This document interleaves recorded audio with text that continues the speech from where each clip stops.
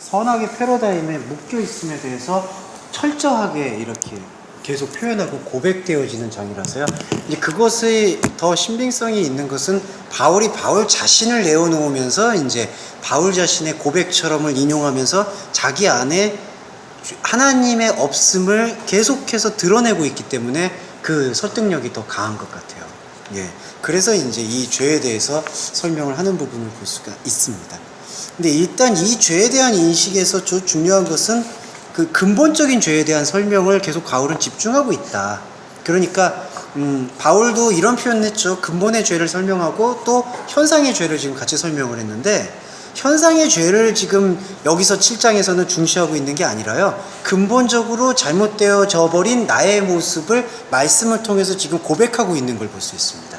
그 관점으로 이거를 들어가면은 이해를 하시는데 빠르실 것 같아요. 그래서 이제 보겠습니다. 7장 1절에서 형제들이여, 법을 깨달았다고 하는 당신들에게 묻겠습니다. 당신들은 법이 그가 육신의 시간을 사는 것만큼 사람을 지배한다는 것을 알고 있지 않습니까? 여기서의 법은 깨달았다라고는 말하지만 깨닫지 못하고 있는 상태에 대해서 설명을 하고 있습니다. 깨닫지 못하고 있는 상태는 뭐냐 하면은 법을 여전히 율법, 지키는 법으로 생각하고 있는 거예요. 그 지키는 법으로 생각하고 있는 상태에 대해서 이제 사도 바울이 이렇게 비유했습니다. 자고로 남자에게 매여 있는 여자는 자신의 살아있음을 법인 남자에게 내어놓음으로써 남자에게 결박됩니다. 남자에게 매여 있는 여자. 근데 이때의 남자는 어떤 남자겠느냐? 생명을 낳지 못하고 있는 남자예요. 그래서 지금 여자는 그 남자에게 결박됩니다. 네, 그렇죠. 그러니까 우리는 우리 자신의 남자됨을 통해서 하나님한테 나아가는 게 아니라요, 우리 자신의 여자됨을 통해서, 그리스도를 받아들이는 여자됨을 통해서 그 안에서 생명 산출이 된 게 마지막이었고, 그 마지막이 예수 그리스도잖아요. 그 예수 그리스도의 남자됨을 통해서 우리는 의롭다함을 얻는 거예요. 근데 여기서는요, 그게 아니죠. 남자에게 매여 있는 여자입니다. 그러니까 여전히 그 남자를 살려놓고 있는 거예요. 네. 그러니까 남편을 살려놓고 있다라는 그런 표현은 참 좋은 말이 돼야 되는데 여기서는 좋은 말이 아닌 거죠. 근데 하지만 만일 그 남자가 죽었다면 그녀는 남자, 곧 법의 효력으로부터 자유롭게 되는 겁니다. 복음이 지금 하고 있는 역할이 남자가 죽었다라고 얘기하는 겁니다. 아까도 말씀드렸듯이 한 사람이 잘못된 그 듣지 않음이 모든 것을 사망으로 이끌었다라고 얘기하잖아요. 그 사망이 하나님과는 관계없는 상황을 얘기하고 있죠. 여기서의 남자도 지금 하나님과 상관없는 그릇되이 행하고 있는 것을 실천하고 있는 존재예요. 근데 그 존재는 하나님의 눈에 봤을 때는 죽은 거죠. 그러니까 하나님의 눈에 봤을 때 죽은 것을 설명해 주는 분이 누구냐 하면 하나님으로부터 보내신 자가 이거를 설명을 해주고 있는 거죠. 아, 이 남자가 죽은 거구나. 여기서 죽은 거는요, 오해를 마셔야 되는 게, 속지 말아야 되는 게, 뭐 활동이 죽었다, 뭐 이거 움직이는 게 아니다, 죽은 거다, 이런 게 아니에요. 여전히 활동은 하고 있지만 더 이상 그러한 남자는 우리한테, 나에게 있어서는 그리스도를 받아들일 수 있는 축이 아니다. 그거를 발견하는 게 여기 보시면, 남자가 죽었다면 법의 효력으로부터 자유롭게 되는 거다. 하나님과 상관하고 있다는. 네, 그렇죠. 네. 그걸로 계속 끌고 가고 있는 게 이 남자의 모습이죠. 그리고 이 남자를 이제 흔히 표현하면 전남편이라고 표현을 합니다. 옛 것의 지배자, 전남편. 그래서 3절에서는요, 그러므로 만일 그녀가 법인 남자가 자신을 지배한 상태에서 다른 남자로 태어나려 한다면 그것을 간음이라고 말할 테지만, 만일 남자가 죽었음을 인지한다면 그 여자는 남자인 법으로부터 자유로워지는 것이며, 그때엔 다른 남자로부터 태어난다 하더라도 그것을 간음이라고 말할 수가 없습니다. 예, 이렇게 얘기하고 있죠. 자, 이거는 정확히 이해가 될 수 있겠습니다. 법인 남자가 자신을 지배한 상태는 뭐냐면요, 법 안에서 존재의 법을 발견하지 아니하고 하나님에 대한 이해를 깨우치지 아니하고 다른 남자를 찾는 거예요. 이게 무슨 얘기냐면요, 이게 이제 오늘날 교회의 현실이기도 합니다. 율법을 그대로 내버려둔 상태에서 율법을 해석하지 않아요. 그러니까 제가 이 말씀드리면, 신구약 성경이 해석되지 않으면 모세에게 사로잡혀 있는 거예요. 모세에게 사로잡혀 있으면 그거는 이 성경은 성경이지만 복음이 아닌 율법이 되는 거예요. 그러면은 이 율법인 상태에서 근데 예수를 찾는 거예요. 이게 요겁니다. 법인 남자가 자신을 지배한 상태에서 다른 남자로 태어나려고 발버둥 치는 거예요. 예, 이해되시죠? 그게 간음이에요. 그래서 예수님께서 마음 안에 있는 것이 간음이다, 그렇게 표현하고 있는 것을 확증해 보실 수 있죠. 근데 복음의 신비는 뭐냐면 남자가 죽었음을 인지하는 거예요. 그러니까 이 성경이 말하고 있는 성경의 전체적 맥락은 남자가 죽었다는 거예요. 내 안에 있는 하나님과 다른 것을 추구하는 내가 죽어 있었다라는 것을 발견하는 거예요. 조금 속된 표현이지만 시체를 보는 거죠. 그리고 나로 둘러싼 모든 세계가, 그리고 내가 지금까지 관계맺었던 세계가 죽어 있다라는 것을 발견하는 거예요. 그러면은 그것을 통해서 다른 남자로 태어나게 되면은 그것이 비로소 유일한 영적 간음에서부터 벗어나는 길이다. 예, 그걸 설명을 하고 있습니다. 1절에서 3절을 네, 재밌게 표현하면 그놈, 네, 네, 네, 그놈을 옛 자아로 본다. 네, 네, 네. 좀 요즘 자주 쓰니까 옛 자아라는 말을 좀 쓰니까 이해가 쉽지 않아요. 예, 적절한 표현. 그러니까 지금 만약에 우리 안에 있는 종교의 현실에는 이 옛자를 내버려 둔 채, 법인 남자를 내버려 둔 채 해석하지 않는 거예요. 네, 해석하지 않는 상태에서 예수를 이야기하는 거예요. 그게 다른 남자로 태어나는, 그리고 그게 아이러니하게 간음하는 게 되는 거예요. 예, 간음 행위가 일어나고 있는 거죠. 그런 맥락에서. 네. 자, 이게 이런 부분을 볼 수가 있어서 말씀을 드렸습니다. 예. 간음을 네. 조금만 풀어주시면 좋을 것 같아요. 왜 간음은 간음이라고 표현하는지. 간음은 본래적인 것과 결합되지 못한 상태의 다른 결합을 표현을 하거든요. 간음이라는 것 자체가 결속이라는 뜻인데 부적절한 결속이라는 뜻이라서, 근데 어느 거에 결속이 되느냐, 아까도 그리스도 예수를 통해서 하나님과 평화를 유지하는 게 하나님과의 결속이 되어야 되는데, 그러한 결속의 고리로 보지 아니하고 내가 가지고 있는 나의 옛자와의 결속 관계를 하는 게 간음이라고 보는, 성경에서 말하는 간음의 핵심입니다. 네. 그러니까 간음을 계속 얘기하면서, 이게 아이러니할게요. 간음을 계속 얘기하면서 다른 남자로서 태어나려고 하는 예수의 이름을 이야기하다 보니까 죄책감이 커지는 거예요. 자기도 모르게. 그러니까 나는 옛자가 죽었다라고 생각하고 있고, 성경에 분명히 예수님께서 죄를 없으셨다고 하셨는데 나에게는 계속해서 일어나고 있다. 이게 뭘까? 계속해서 이렇게 가는 거예요. 예. 그래서 이런 간음 행위에 대해서 깊게 묵상하시면 좋을 것 같습니다.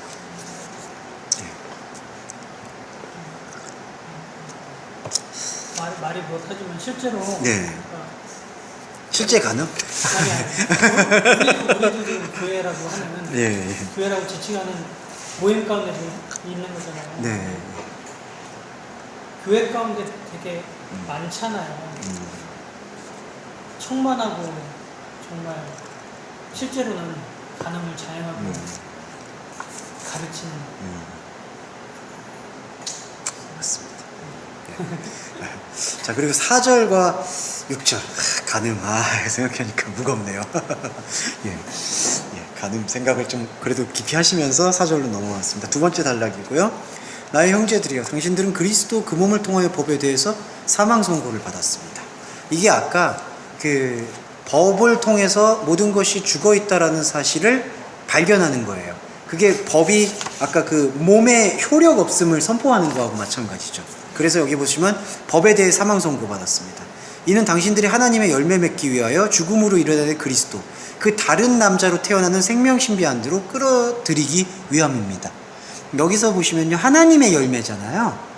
이게 열매 맺는 삶인데, 이 하나님의 열매가 뭐냐면요, 다른 남자로 태어나는 생명 신비예요. 네.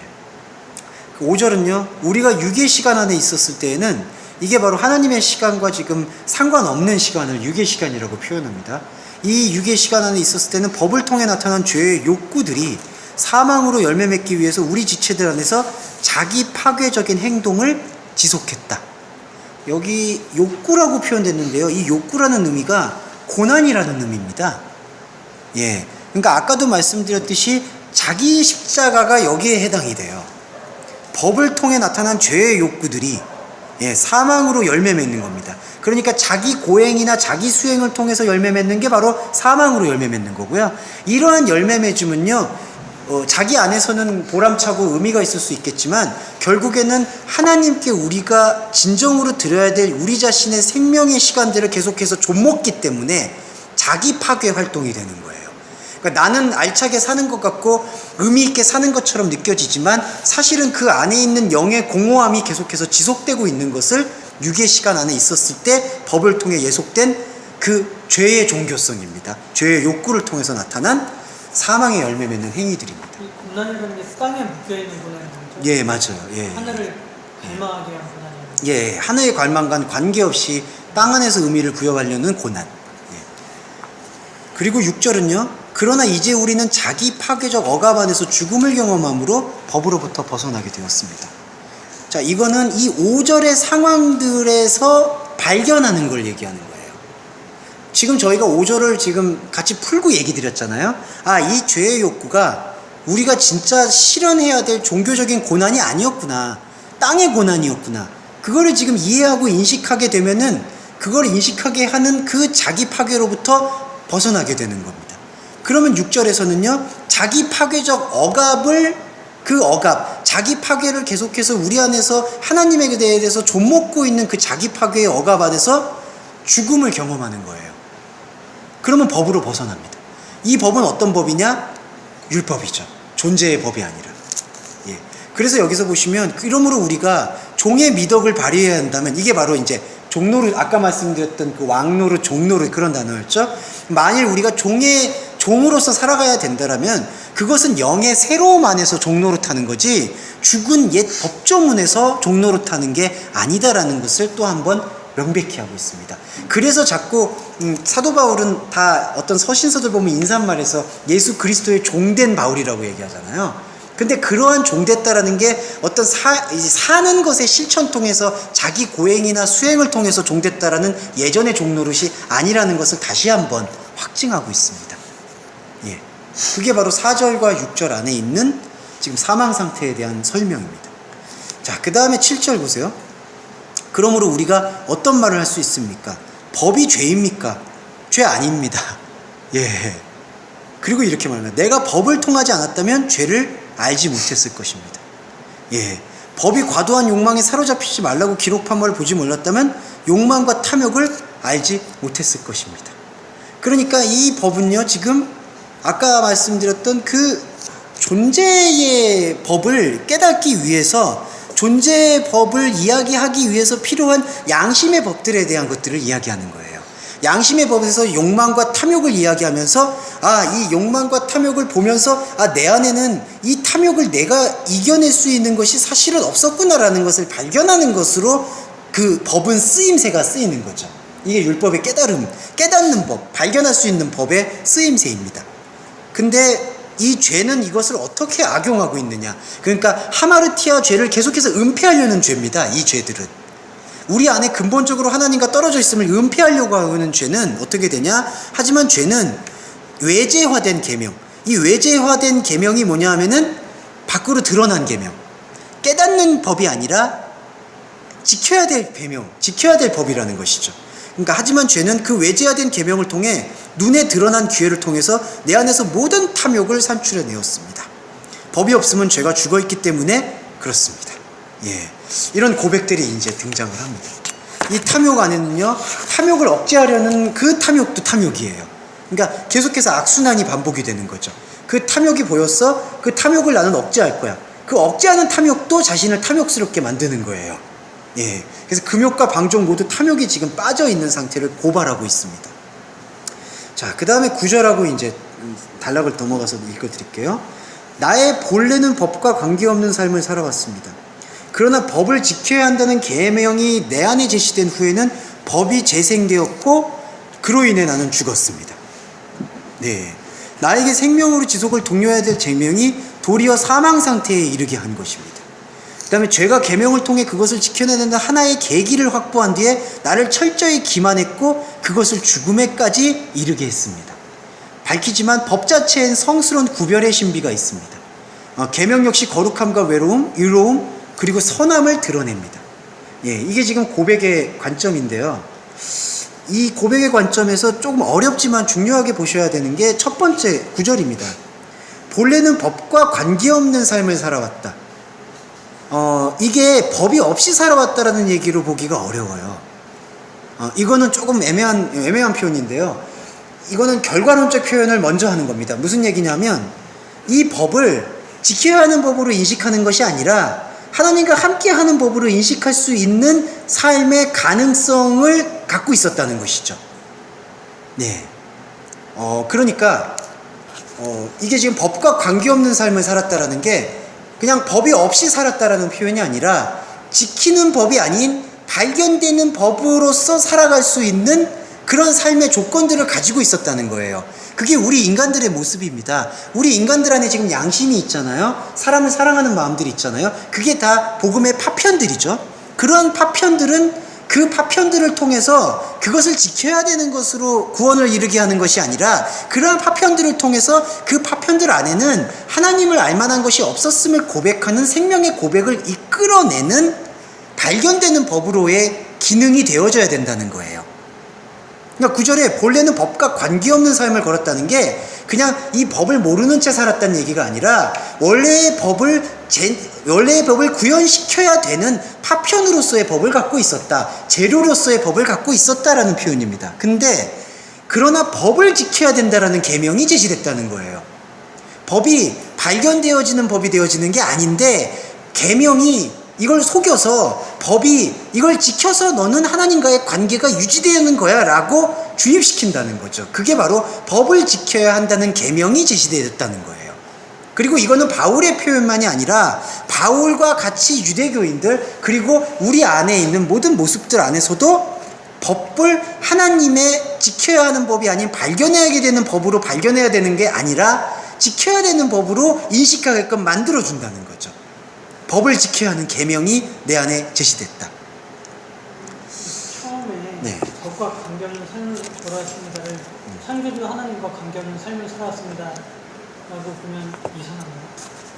그게 여기 부분에서는 좀 넘어가야 될 부분이에요. 죄송해요. 그러니까 오바된 창조주와 관계없는 삶을 살았다는 것은 그냥 죄 상태고요. 예. 여기서는 법이라는 것이 본래적으로는 하나님을 발견하게끔 만들어주는 그런 법이었습니다. 그래서 나의 본성, 나의 본래, 이 본래는 하나님과 상관할 수 있는 상관체의 본래성을 표현하고 있거든요. 그 상관할 수 있는 나는 이 지켜야 될 법이 아닌 그 생명을 바라보게 되는 그런 가능성의 삶을 가고 있었습니다.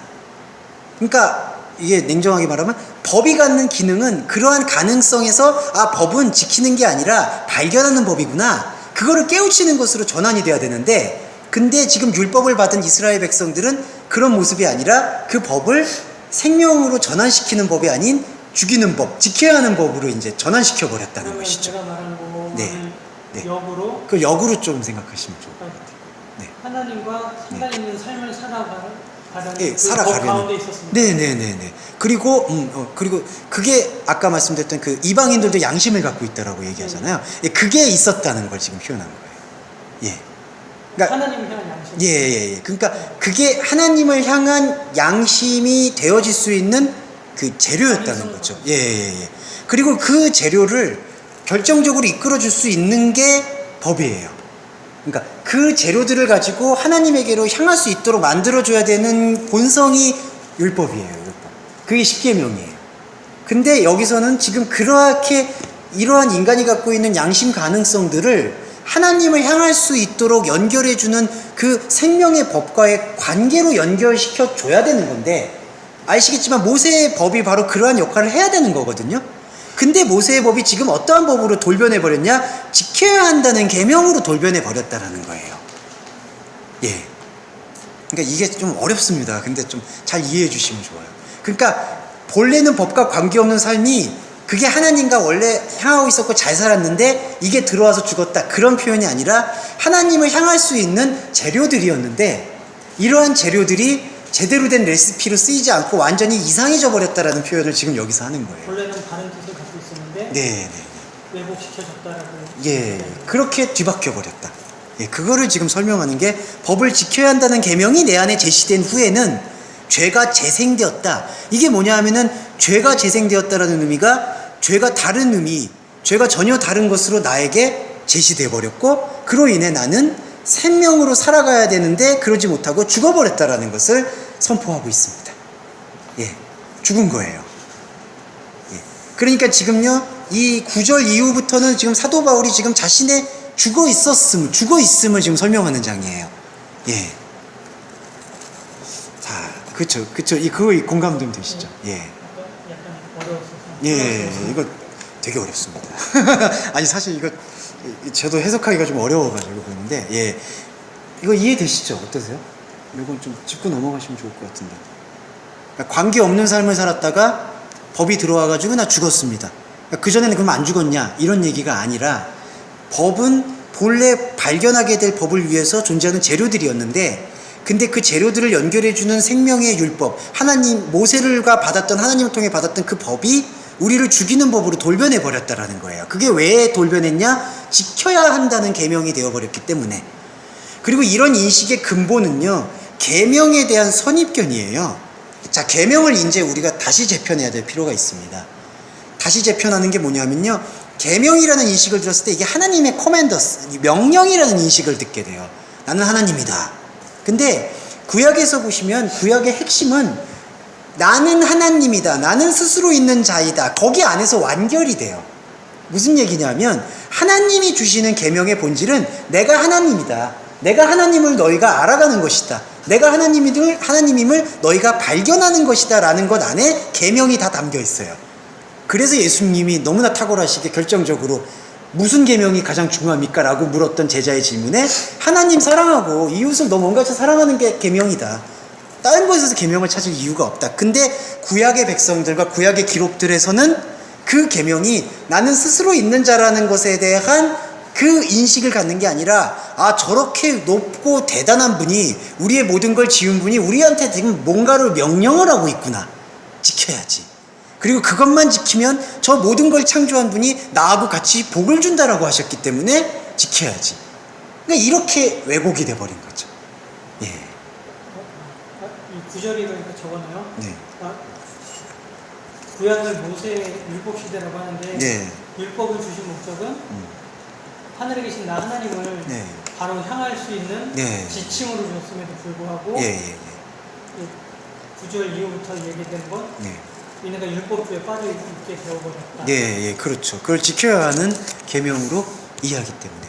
그리고 계명이라는 인식이 들어왔을 때 아까 말씀드린 이게 하나님의 명령이라는 인식이 들어와 버리잖아요. 근데 하나님의 명령의 본질은 내가 스스로 있는 자라는 것을 그저 알아가는 거잖아요. 그게 명령이에요. 근데 그런 명령을 잃어버리고 지켜야 되는 명령만 지키게 되면 이거는 하나님의 명령이기 때문에 절대적으로 지켜야 되는 거예요. 그리고 그거에 대한, 지키지 않았을 때한 반대에 대한 생각을 지옥으로 생각할 수밖에 없는 거예요. 왜냐하면 하나님의 명령을 어긴게 되니까. 예. 그러니까 명령의 개념을 지금 잘못 이해한다는 거죠. 예. 그 부분만 유명하시면 좋을 것 같습니다. 그래서 여기서 10절에서는 그걸 쭉 얘기합니다. 나에게 생명으로 지속을 독려해야 될 그 계명이 나를 사망에 이르게 했습니다. 그러니까 사망에 이를 수밖에 없는 거죠. 이렇게 되니까. 그리고 10절, 11절에선 저 보세요. 요게 중요합니다. 죄가 계명을 통해서, 자, 계명은 하나님의 명령이잖아요. 근데 이 속이는 죄는 이걸 어떻게 바꿨냐면은 그것을 지켜내야 한다는 계기로 확보하는 거예요. 야, 하나님이 명령 주셨지. 이 온 세상을 창조하신 분이 너를 사랑하셨지. 그냥 사랑했겠냐? 지켜야 하는 게 뭐 하나 있어야 되는 거 아니냐? 사람이 양심이 있다면.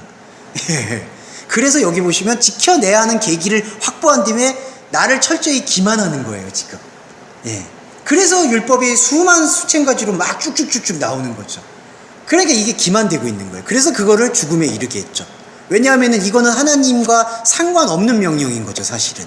나는 스스로 있는 자라는 것을 본다는 것만인데, 그게 아니라 그거와 떠나서, 와, 사람이 그래도 하나님께서 저 위대한 분이 뭔가를 명령을 하셨을 때는 뜻이 있었을 거야. 그 뜻을 알아서 지켜야 돼.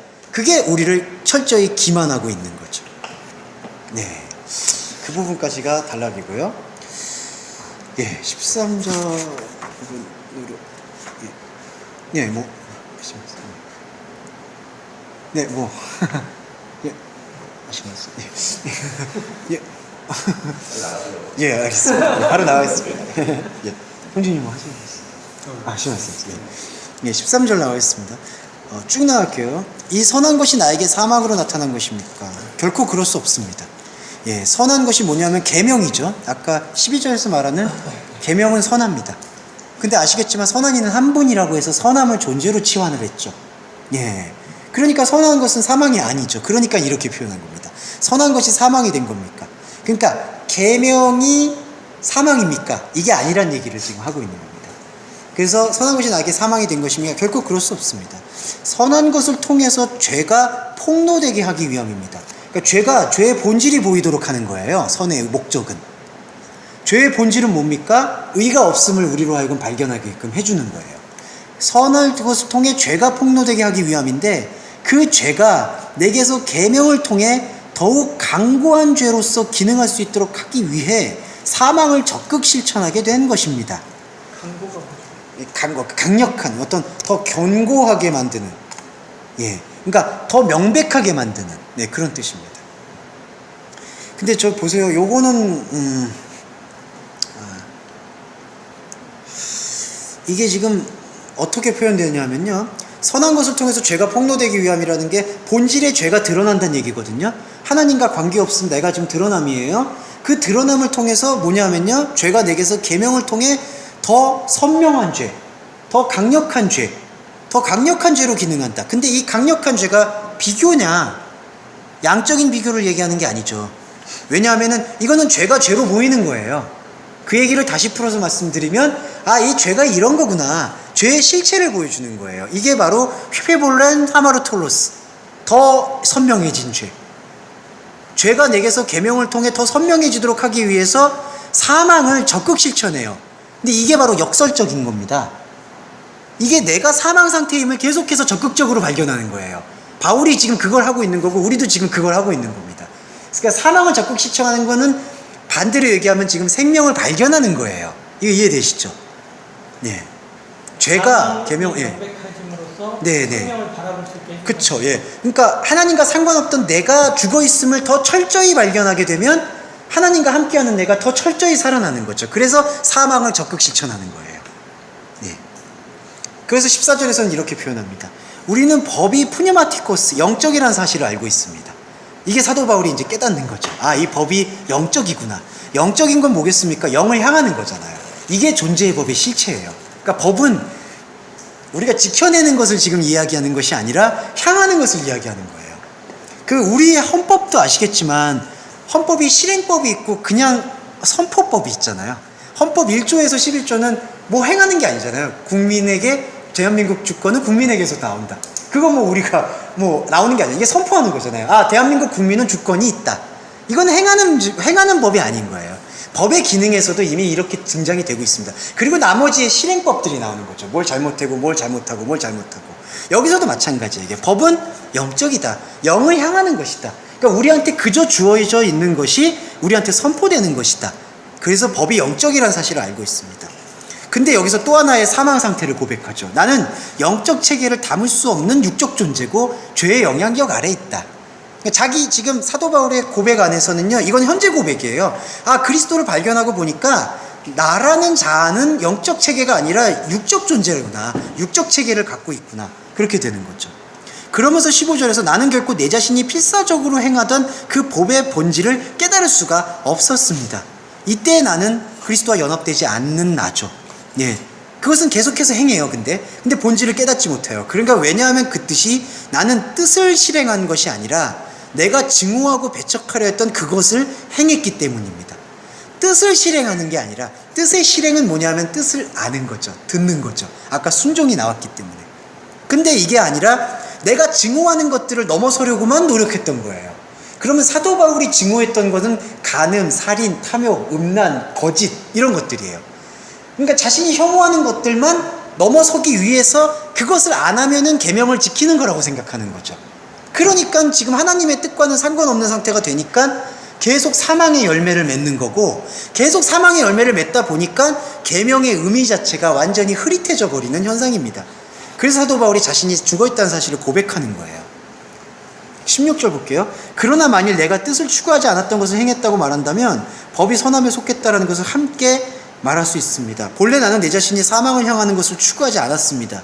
근데 여기서 보시면요, 본래의 자신은 사망을 향하지 않았어요. 근데 사도 바울 안에 있는 내 안에 집을 짓고 있는 죄. 예. 이게 바로 인간 시간을 살고 있는 부패할 수밖에 없는 인간의 속성을 지금 설명하고 있는 겁니다. 죄를 짓고 있어요. 근데 여기서 죄를 짓고 있는 이 범죄는요, 행위 범죄가 아니에요. 예, 그러니까 이 삶 속에서 범는 범죄에 대한 이야기가 아니라 계속 인간이 본질의 열매와 생명을 발견하려지 않는 모든 본성 속에서 죄는 지어지고 있는 거예요. 그리고 더 심각한 얘기는 집을 짓는다는 건요, 아예 시스템을 만들어 버린다는 거예요. 그리고 거기에 길들여지게 만들어요. 그래서 우리가 이방인인 것조차 인식하지 못하게 해요. 관습하고 익숙하게 만들어 버려요. 예, 이게 죄송하지만 오늘의 한국교회 안에서도 이런 모습들을 너무 비일비재하게 발견할 수가 있습니다. 그 짓고 있는 죄에 대해서, 그러니까 이걸 자꾸 현상적인 범죄에만 매달리는 게 아니라 지금 이러한 인식의 해석하기 이루어지지 못하고 있는 상태라면 사실은 계속 죄를 짓고 있는 거죠. 집을. 죄의 집이라고 표현하는 거죠. 네. 그래서 지금 여기서 18절에서 이제 깨달음이 나옵니다. 나는 분명히 알게 되었습니다. 내 육신 체계 안에는 선함이 존재할 수 없다. 그러니까 내가 가지고 있는 나의 의지 안에는 선함이 존재할 수 없다는 것을 깨닫는 거죠. 왜냐하면 내게는 이 선함의 궁극, 하나님의 뜻이 함께하고 있지만 내가 필사적으로 추구해야 될 선함의 실체는 발견하지 못하고 있는 거예요. 예. 자, 그리고 여기는 쭉 읽겠습니다.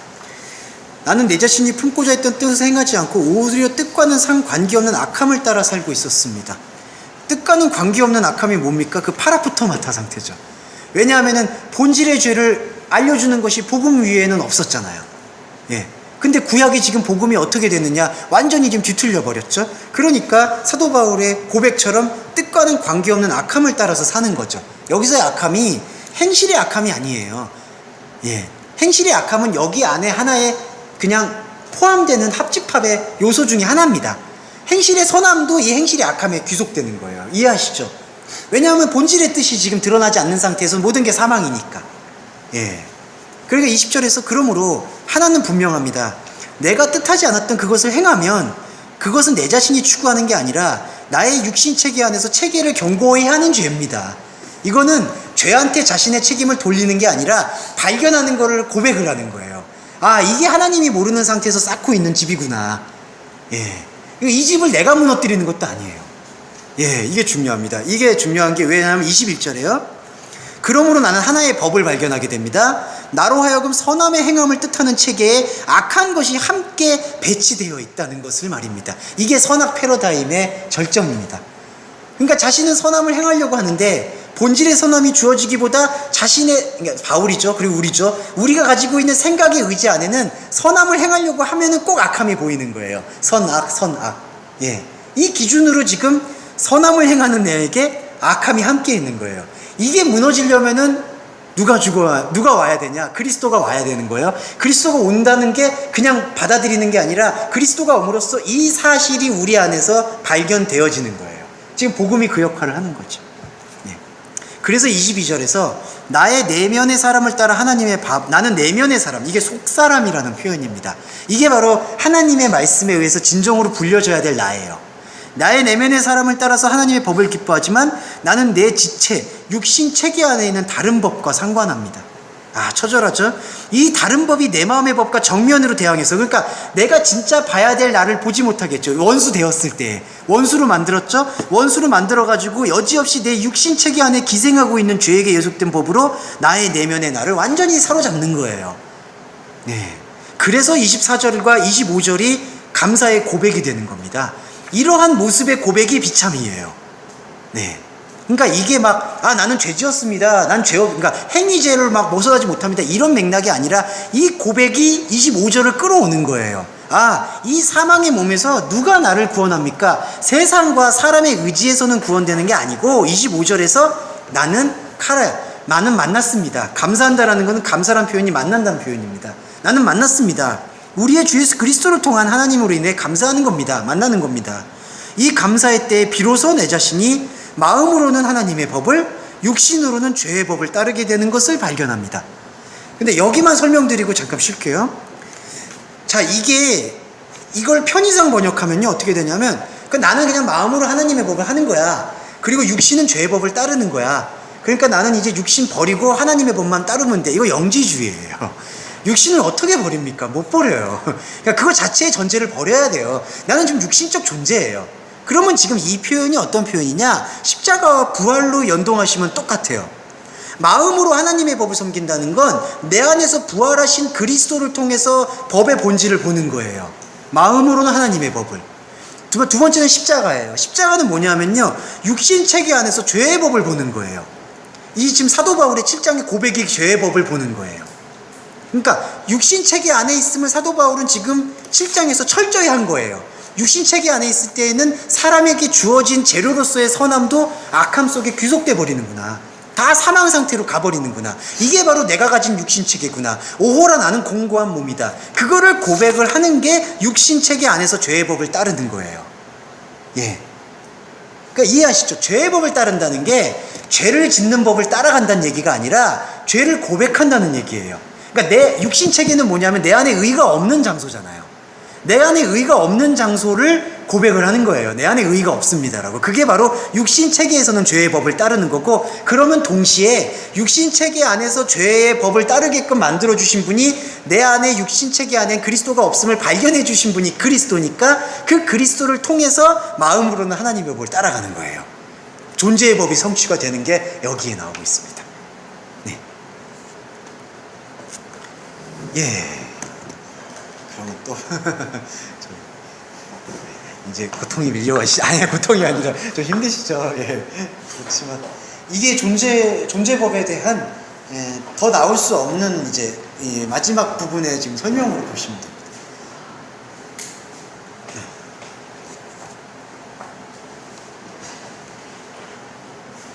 25절에서는 계속 네. 내가 죽고 살고를 시험하는 것을 네, 맞아요. 감사의 때에 이제 그러니까 감사의 때라는 게 하나님과 예배하는 시간이 되니까 거기서 죽고 삶을 계속해서 경험하는 거죠. 그 정원님 이게 결론이거든요. 이 결론만 이해를 정확히 하시면 좋을 것 같아요. 그러니까 육신은 죄의 법을 따를 수밖에 없다라는 고백이 아니라 육신 체계 안에 의가 없구나, 의 없음을 이제 발견하는 게 죄의 법을 따르는 거고요. 그러면 죄의 법을 따른다는 게 바로 이렇게 육신 체계 안에서 의 없음을 발견해 주는 게 그리스도니까, 그리스도가 우리가 그리스도를 마음이라고 표현하잖아요. 우리는 그리스도 예수의 마음을 품는다. 그러니까 그 그리스도의 마음은 하나님의 법을 따르게 됩니다.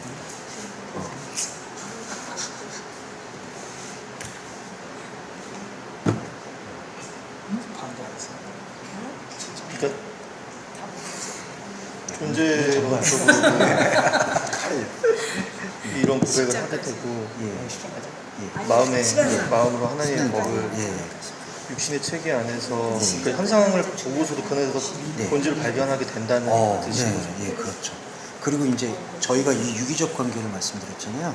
이게 지금 현상 안에서 지금 본질을 본 게 요거거든요. 이게 현상이고 본질을 보고, 그러면 이 본질을 보는 상태에서 현상을 살아가는 게 이제 한 가지가 더 요마서에서 있던 거죠. 그러니까 우리 시간 안에서, 지금 시간 안에서 하나님의 시간이 지속된다. 아까 그런 표현들이 이제 현상 안에서 본질을 살아간다. 예. 그러니까 이제 의 없음만 발견되어지는 게 이제 이거의 강조거든요. 근데 이거의 강조가 동시적인 게 이게 이제 같이 간다는 거죠. 예. 근데 이런 부분을 이제 통합적으로 보지 않게 되면은 그냥 마음은 하나님을 따르지만 육신은 죄의 법을 따른다. 그러니까 육신이 죄다라는 표현이 되는 거예요. 그러니까 십자가가 육신을 극복해야 되는 쪽으로 가는 거예요. 예. 그러니까 그런 것이 계속 넘어서야 된다는 게 지금까지 문제로 볼 수가 있어서. 몇 바퀴 도시다가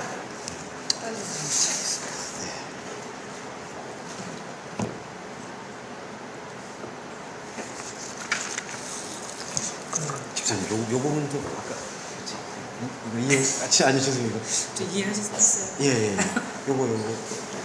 예. 나는 본래는 법과 관계없었다. 그러니까 그거. 법만 없었으면은 괜찮았는데 뭐 법이 그게 와서 아니라. 잘못된 게 아니라 이게 이제 원래 하나님께서 주신 율법이 그 생명의 법을 보기 위한 가능성이었는데 이게 이제 법을 지켜야 한다라는 계명으로 이게 돼버리니까 예 죽음이 찾아오고 그러니까 원래 그렇기 때문에 이제 죽어 있었던 것이고 예, 그런 부분들을 설명하고 있는 네, 것 네, 같습니다. 네.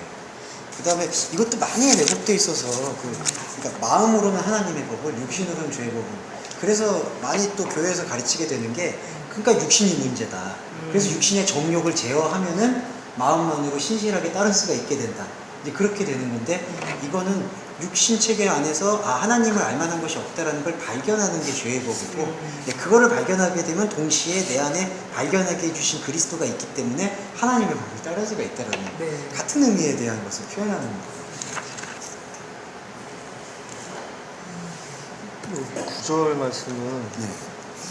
선악과 생명나무 이걸로 봐도 되는 건가요? 그렇죠. 선악과 생명나무면은 왜냐면 본래는 법과 관계는 이게 근데 이게 계명 그렇죠. 죄가 그렇죠. 재생되었다고 했잖아요. 네, 맞아요. 그렇죠. 네. 그러니까 이게 어떻게 보면 에덴의 모습일 수도 있고, 그러니까 그 먹어야 하는 생명의 의무를 지니고 있는 에덴의 모습인데, 근데 이제 이것이 이제 지켜야 하는 계명으로 돌변해 버리니까, 사망이에요. 상태가. 맞아요. 그렇게 볼 수 있을 것 같아요.